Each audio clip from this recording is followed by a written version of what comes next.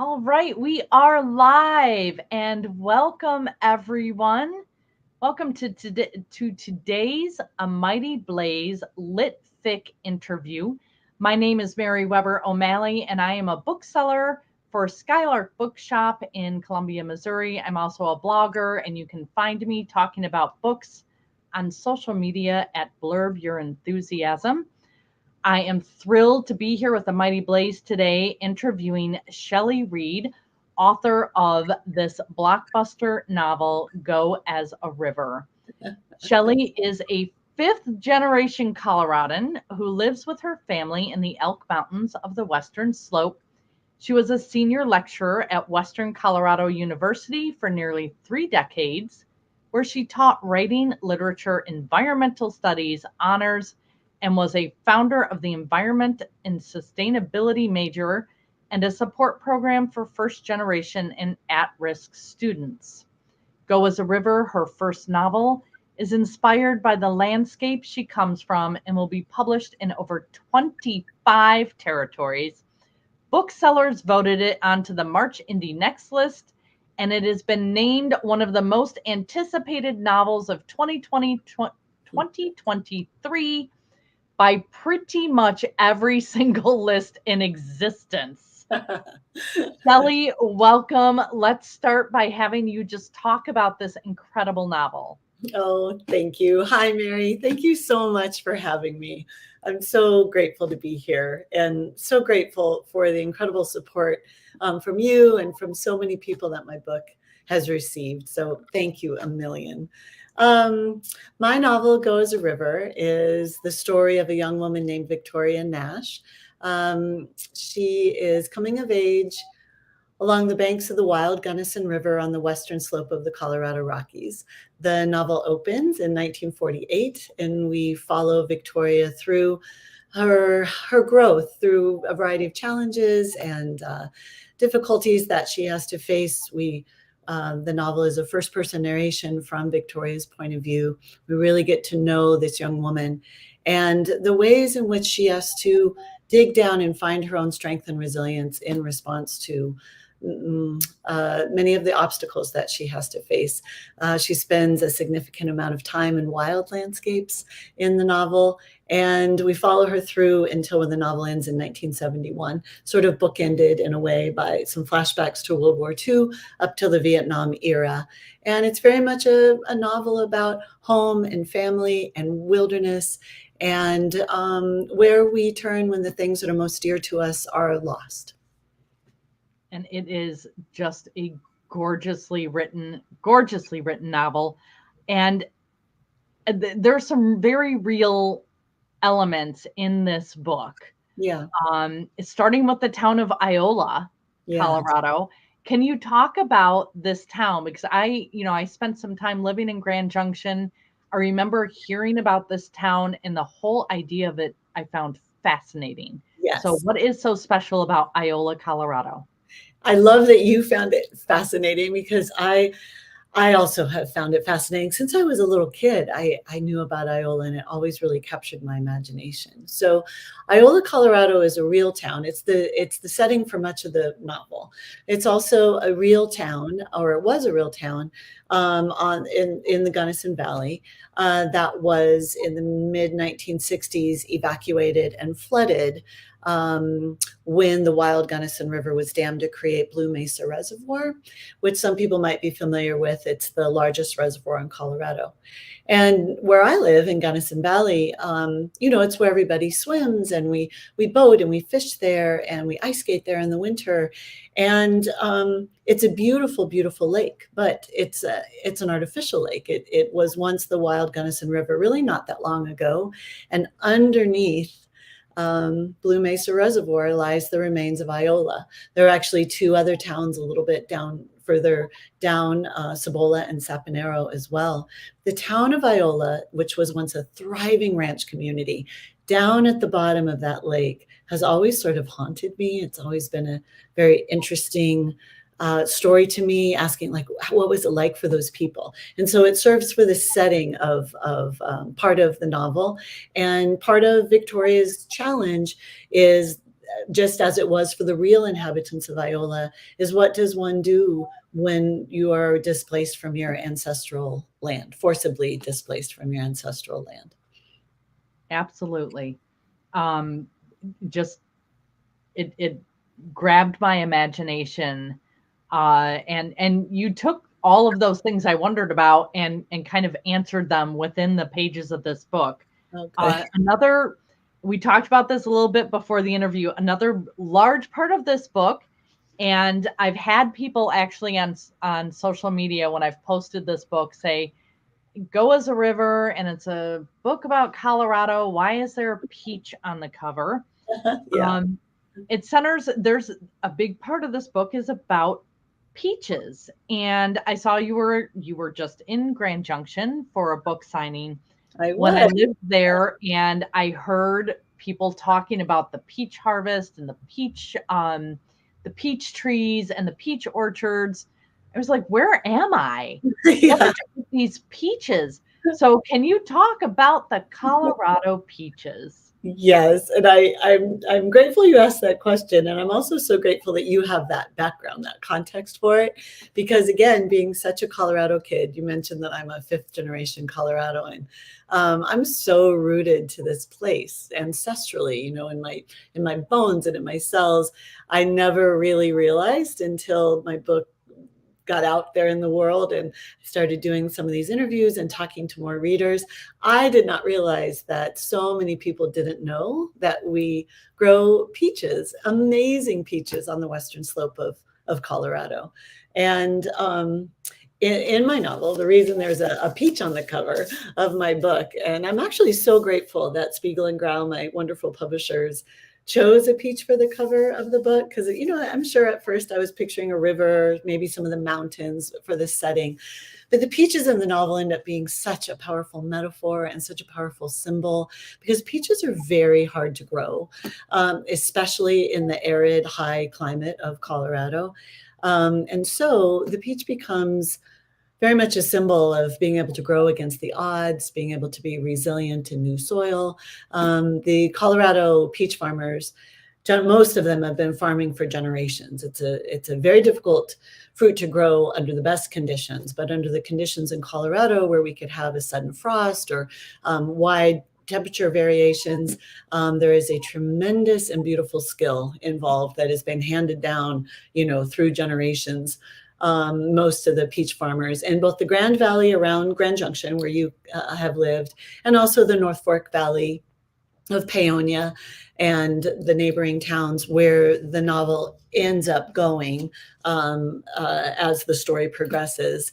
Those peach farmers are just, I have come to admire them so deeply for their skill and for this beautiful, amazing fruit that they grow for the people of Colorado. It's something, I for guess I the should. that thinks that only Georgia has the peaches. Let me tell you, Colorado has the peaches. Right, and I guess I should add that part of Victoria's challenge is as the Gunnison rivers rise in the story, which was an inevitability, and it's a historical fact, as the Gunnison rivers rise to create the reservoir, she has a generational, or family's peach orchard is the most sacred thing, and her challenge is how can she save it? So that features very prominently in the plot of the book. Yes, it does, and it's nail biting. It truly is, because so here is what, just one of the things that makes this book so incredibly special for me.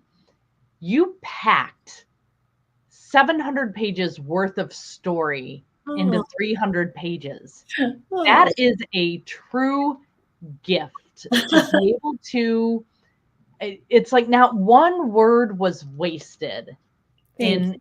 in how you did that. Now I realize that you have taught literature and writing. So um there's probably something within you that made this possible.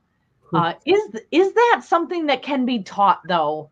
To pack, how do you teach somebody to make every single word count within their story? Oh, yeah.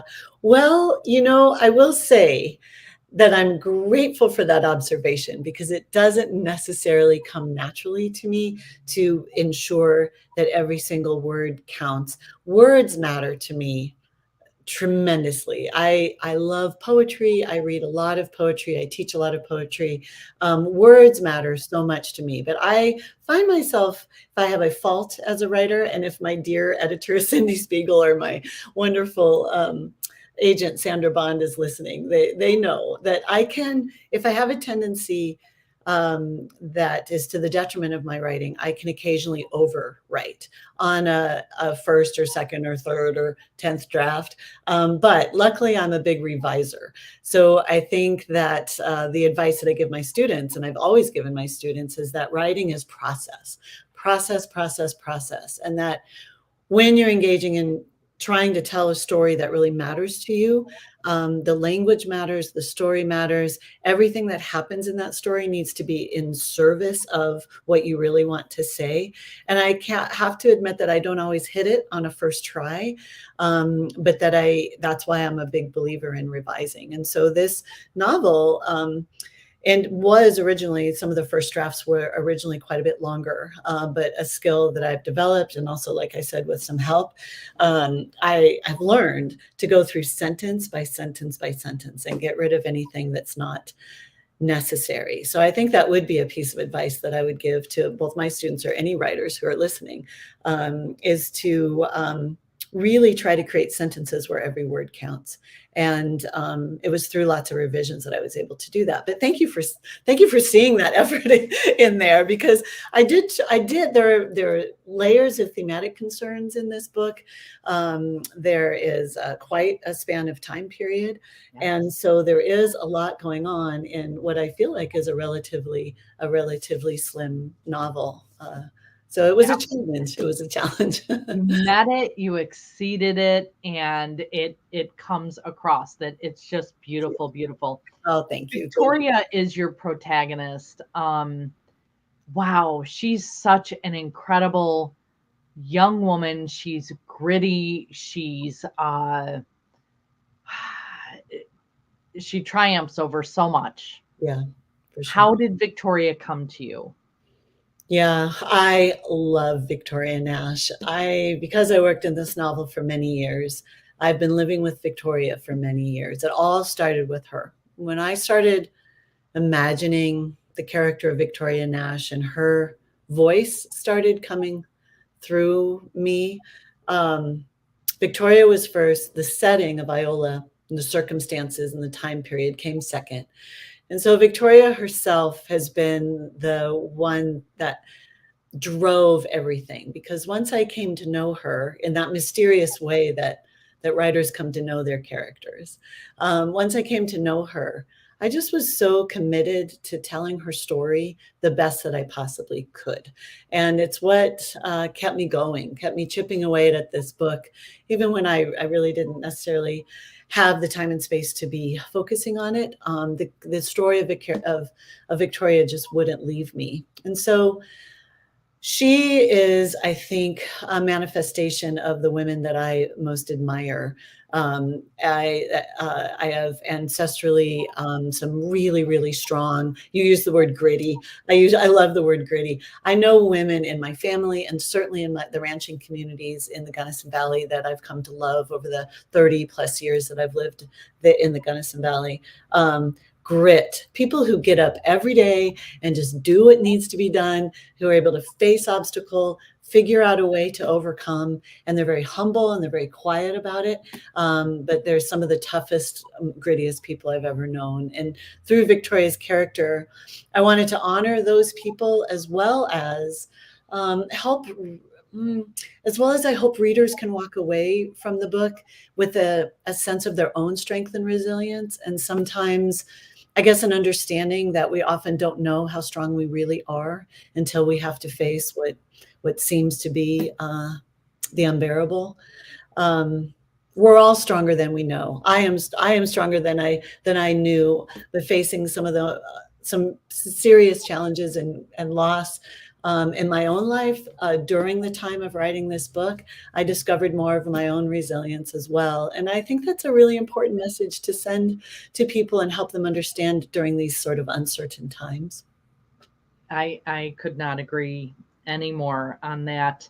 Um, and then you've got Wilson Moon, and I all I have to do is see his name, and I have a just an absolute picture in my head Oh, of what he looks like. I mean, it's seared into my brain. How did Wilson find you, or how did you find him? Will. Will was writing Will's character was my biggest challenge in this book. And I think the reason for that is that I wanted to just be as careful and as respectful as possible. I mentioned earlier that the setting of Iola allowed me to dig into the themes of displacement from ancestral land. So the primary reason for the character of Wilson Moon in my novel is that I certainly could not tell a story about displacement in the American West without including, on whatever level I am able, including the Indigenous experience. And certainly within the Gunnison Valley, the First Nation people of the Ute indigenous population of the Gunnison Valley was displaced, violently and tragically far before the flooding of Iola. So we have layers of displacement in the story of this. At first glance, the Gunnison River Valley just is this stunningly beautiful place.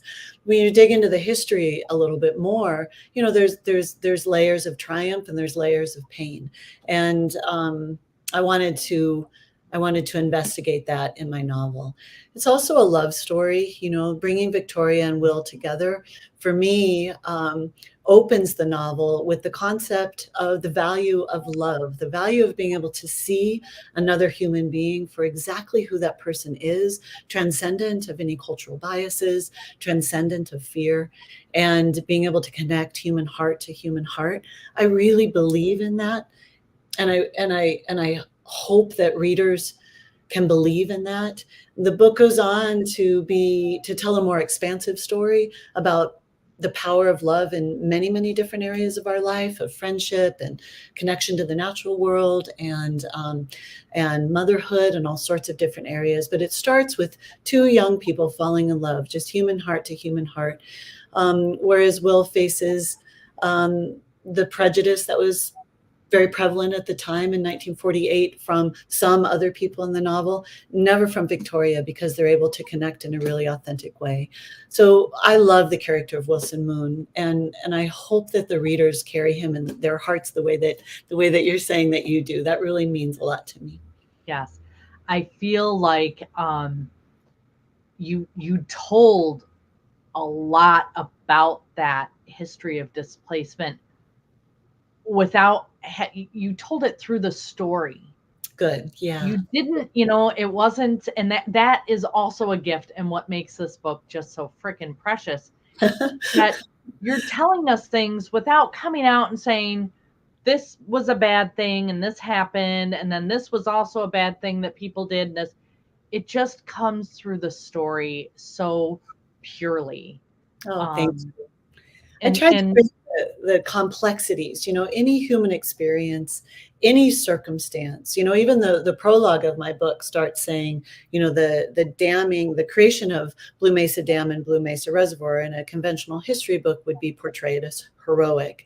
But Victoria knows another story, because nearly every experience, both personally and communally, there are layers and layers of complexity. And so it's very, very difficult to deconstruct any given moment, any given circumstance, and say it's either bad or good.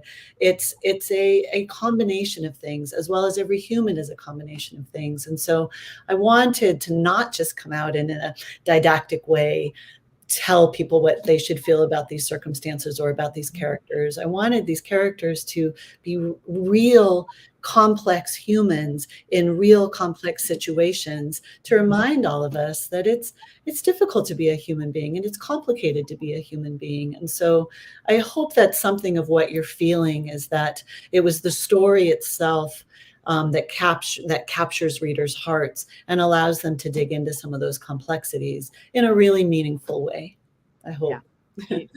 it comes through. So this next statement slash question, this is just such a perfect example of how you use language to convey something in very few words, but this sentence like hit me to my core. So, people leave their homes all the time, either forcibly, or voluntarily. You sell your house to move somewhere. Maybe you sell it and somebody else buys it and tears it down. Um, and then there are people who lose their homes through natural disasters, a tornado, your home was here and now it's gone. And the trauma that goes with that. But this sentence, so this is where the government man is purchasing Victoria's home, and he's telling her how she has to take everything with her. You've got to take everything, every single thing. And she says, yeah, I'm going to take it all. And he reminds her that everything she leaves behind will either be auctioned off, burned, or drowned. Yeah. And that's not, I've lost my belongings. Yeah. I've lost my home. That's, my home is being snuffed out. Yeah. Uh, that's such a different level of emotional trauma. And, Yeah. I know with eminent domain, many, many, many people, I don't know what it is about the fact that it's not being wiped off for a highway, it's not being torn down because there's really no town. They're drowning this town. Yeah. That visual for me just really, really hit it. And having ancestors, so many generations of your family, did you talk to people who they had a house in Iola and now they can look at the reservoir and know that it's down there? They had a family home. Yes, yes. So a lot of the people who were displaced from Iola, and again, it was flooded in 1965 and 66, so the year that I was born. And so it's a nice instant measurement for me of I know exactly how long it's been. And so a lot of the people who are displaced from Iola, they're getting quite a bit older now. And so their stories are really, really sacred. A lot of them are relocated to Gunnison or Montrose or Lake City, some of the area towns. Some of the houses were actually picked up and moved to Gunnison. I have a friend who lives in one of the old Iola houses, just a few of them, not very many. But the pain, when the people who had once lived in Iola tell their stories, the pain of it is what comes through. And as you mentioned, I'm because I'm a fifth generation Coloradoan, I think just home means so much to me. And when you read that line, I think of what if that were happening to me, but the thing about Iola, it was erased, just erased from the map, just completely gone to no longer be on any map ever again. It's only those of us who know that it's down there at the bottom of the lake and the people who remember it, who even remember that it ever was. So I think the pain of erasure is particularly strong. And yeah, my family, so my ancestors were mostly on the northeastern plains of Colorado. They were homesteaders in the mid 19th century, mid 1800s in the southeastern Colorado and southwestern, I'm sorry, northeastern Colorado and southeastern Colorado. I had family move to the Gunnison Valley in the early 1960s, and all of that family they remember after Iola got evacuated, they went down there and kind of like went around the towns and stuff, the empty buildings after they had been evacuated. They said it was so haunting. There were just these empty buildings sitting there waiting to drown. Some of them were burned. Some of them were moved. And as you might know, Mary, about 4 years ago, Blue Mesa Reservoir was drained drained very low, not entirely, but very low because of the drought in the American West. the water in Blue Mesa Reservoir is not necessarily for Gunnison County. It's to serve water needs downstream. And as Lake Powell has become lower and lower, twice now we've had a water call on the water in Blue Mesa. And it happened this past summer. It was a little muddier this past summer, but 4 years ago, it drained so low that Iola completely came out for the first time since 1966. And I went down there and walked around just old foundations, the concrete pad where the flagpole for the Iola school was there. And some of the people who live in Gunnison who had been displaced from Iola, I've read a couple interviews with people who walked down there and found it so painful they had to just turn around and leave. But I'm not sure that anybody expected that to ever happen. So water policy, water politics, water situation in the West is a very uncertain thing. And the story of Iola is so central to that complex story, I think. Yes. Yeah. Wow. The thought of wandering around. Yes. Oh gosh. I have a couple more questions, and then for anybody watching, do please put your questions into the comments. We'll get to those momentarily, but something else that really kind of jumped out at me were these details you use. Some of Victoria's prized possessions are these beautiful crosses that her father gave her mother every year for Christmas out of the Sears Roebuck catalog. I mean, that's so specific. So why these crosses? Are they in your family? How did you know about these crosses? Oh, well, the Victoria's father, I tried to create him to be a quietly, subtly complex man. Like, you get this sense that he actually has a deep heart and that he loves his family. But I think he's very much a man of his generation, a man of his era, a man of his place, where he's been culturally conditioned to be very stoic. So I try to create circumstances where he can show little bits of care in his own way. I have had family members like that. And I also knew my grandparents, my great-grandparents and my grandparents very, very well. We all grew up together. And I sort of have a sense of a gentleman like that, as well as the mother who I think Victoria says at one time, she said she raised them under strict parameters of behavior and Methodism, and was very concerned about how they'd all perform on Judgment Day.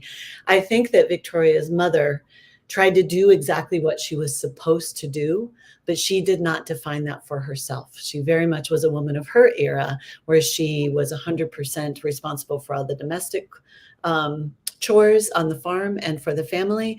And she also did exactly what she perceived as, quote unquote, a good Christian would do. And so she was a woman in the world within these very strict parameters.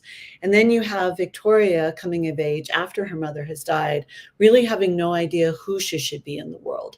And I open the novel with her very naive to the ways of the world and really sort of looking.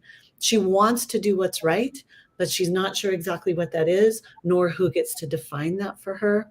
And so I think the crosses, those porcelain crosses, become sort of a center point for all of those different characters in the novel.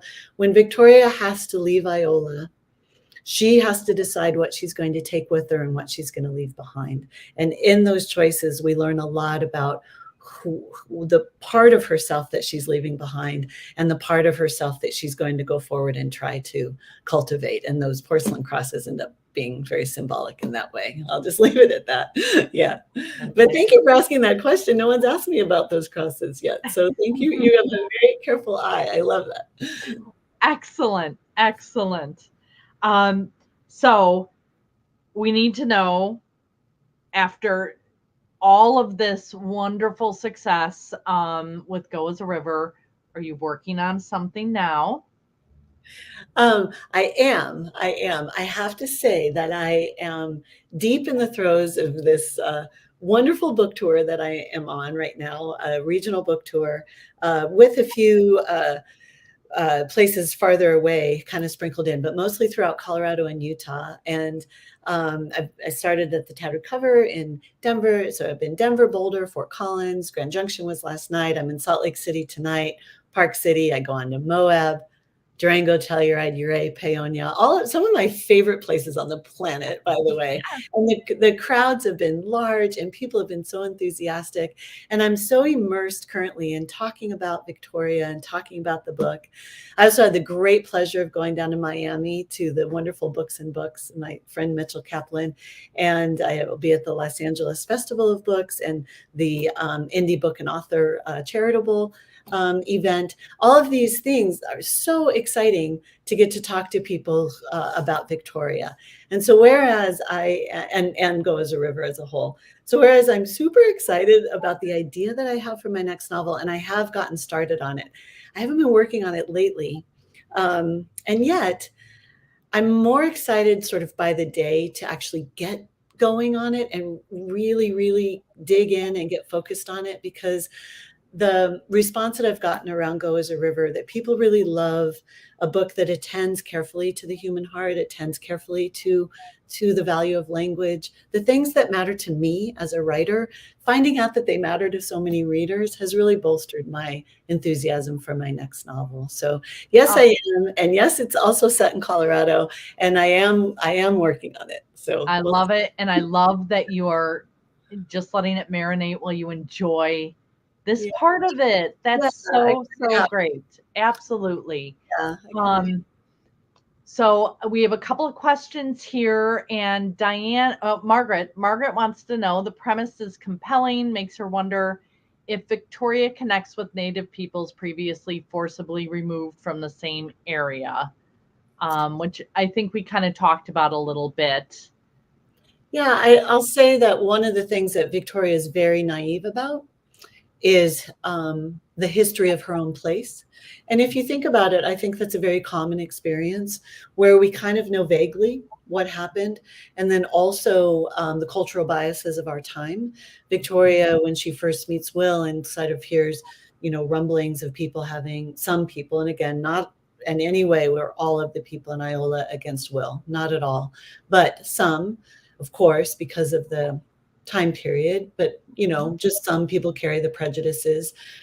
Victoria doesn't really understand why. She doesn't even really know. At the time, the word Indian would be the word that was used. She didn't really know even what that meant. And so I leave her in that very naive space of almost feeling like she's supposed to not like him because culturally, and that's what she kind of has inherited from her family. And yet it feels all wrong to her. So kind of the opposite, rather than her actually ever interacting with any of the Native Americans that inhabited that area, she's actually entirely ignorant and innocent around it. And so I set it up so she gets to make up her own mind. Yes, and she does, and I love the way that it, again, is subtly presented through the story instead of told to us. We're left, I felt like I was in Victoria's shoes figuring this out along with her. Good. Yeah. Which is great. And then Diane was wondering, why was that town flooded? Why was the Blue Mesa Reservoir created? It was part of a very, very complicated series of water laws in Colorado and just in the American West in general. The Colorado River Compact is over 100 years old now, and it actually is what determines most water policy in Colorado. Water, cattle, and railroad, really, those three things. When I teach environmental history, I come back to those three things over and over and over. The concerns about those three things really created the American West. And so here we find ourselves in the 21st century, and water policy and water concerns, I think, are really going to define this century in the West, water scarcity. And so Blue Mesa Reservoir was created again, like I said, as a holding tank, essentially, for water needs downriver, primarily around hydroelectric power. So it's a very vulnerable, the water, we actually have plenty of water in Gunnison County. We have the upper end of the valley, we can get up to 400, 450, 500 inches of snow every year. Right now in my yard, you wouldn't believe it. It's like, I mean, over my head. And we actually have a lot of water in the Gunnison Valley, but that water often ends up feeding interests downstream. So complicated for sure. Yeah. Yes, that could be a whole other, as you teach, a whole course study in. There's a book that came out, I think last year, Properties of Thirst, that is about the water. It's about the displacement camps during World War II, the internment camps, and water laws in California. And it's one of these things that maybe we had a chapter of in high school, a Yes, couple of chapters, because it was Colorado. So maybe we got into it a little bit more than the Midwest might learn. Yeah, probably not. But I think people in general are very ignorant. Crazy, the politics and how that has all. So anybody who finds their interest sparked with this book should definitely look into those water laws and the water wars and all of that goes on. It's really a fascinating piece of history without really is. doubt. Yeah, there's been a lot written about it, and I would encourage anyone to. There's also a gentleman in Gunnison self-published a book in December, and he titled it "What Lies Beneath Blue Mesa." And I don't really know him, but I've only recently discovered this book. It was long after I had done all of my research, but it's really a gem. I think you can find it on Amazon, but it's really a gem. There's photographs of the old Iola in there. It goes some interviews with people who had lived there, and it goes a little bit more deeply into exactly what happened in a factual historical account. A super interesting companion to this book, and we were both writing them at the same time, and we didn't know it. So that's kind of cool. Yeah, so I'd recommend. Awesome. His name is Dave Primus. I would recommend the book. Dave Primus wrote Iola. The nonfiction partner to go as a river. In some ways, I guess. In some ways. I love it. I love it. So for anybody who would like to get a signed copy, and let me tell you, people watching, this is one of those books that you are going to read it. You are going to immediately tell your friend that they have to read it because you need to talk about it. And it's also just a perfect gift book for a reader, any reader, or, a lot of book clubs have book exchanges, that kind of thing. So nothing makes a better gift in my book than a signed copy. So where can people go to get a signed copy shipped to them? Okay, well, my local bookshop, and I'm a huge fan of independent bookshops, and I'm so grateful for them, and they've been really supportive. My local bookshop is Townie Books in Crested Butte, Colorado, which is a very difficult town to get to. So if you happen to be in Crested Butte, there's a sort of one road in and one road out, and it's very, very remote in the Colorado Rockies. I think I mentioned we sit at between 9,000 and 10,000 feet in our town. And so Townie Books in Crested Butte, Colorado has lots of signed copies. And then luckily and beautifully, everywhere I've gone on my book tour has had me sign a big stack of copies for them as well. So you can hop on my Instagram, I guess would probably be the easiest place, SHELLEYREAD.author or SHELLEYREAD.com, my website, and my book tour is on there. And so far, every place I've stopped should also have signed copies of my book for you.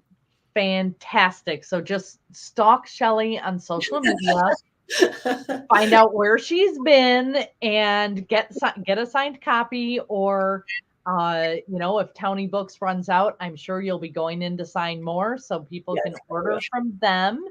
And I love those little towns that are tough to get to. My brother takes me four-wheeling to like the Crystal Mill, where it is not easy. You need to make an effort. Townie Books, great place. Terry, thank you for your comment. An old friend of mine from the hood here. This has been an incredible conversation, which I expected nothing less, because this is just such a beautiful, beautiful book. And Shelley, thank you so much for taking time out of your tour to talk to us at A Mighty Blaze.